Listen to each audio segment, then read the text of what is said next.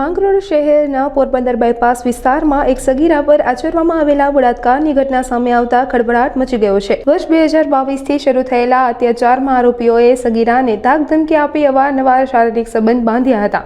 ભોગ બનનાર સગીર વયની હતી ત્યારે ગર્ભવતી બનતા તેને જૂનાગઢની ખાનગી હોસ્પિટલમાં લઈ જઈ ગર્ભપાત કરાવ્યો હતો।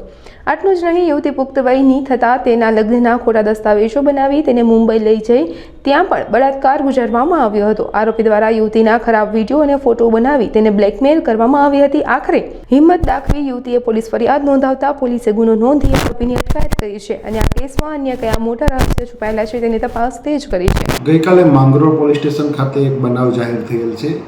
બનાવની વિગતે આઈપીસી સેક્શન 363, 66, 376, 312, 114 અને પોક્સો અધિનિયમ હેઠળ એક ગુનો દાખલ કરવામાં આવેલ છે।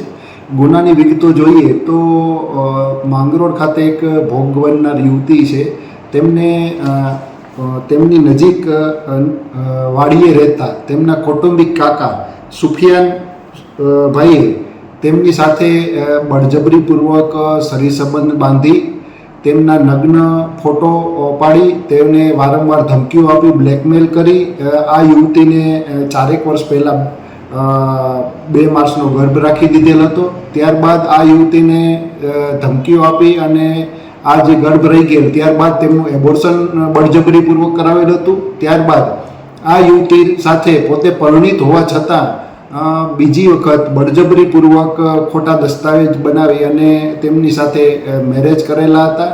આ બાબતની એક વિગતવારની ફરિયાદ માંગરોળ પોલીસ સ્ટેશન ખાતે નોંધવામાં આવેલ છે। હાલ આ કેસની તપાસ માંગરોળ પીઆઈ શ્રી સંજય દેસાઈ કરી રહેલ છે।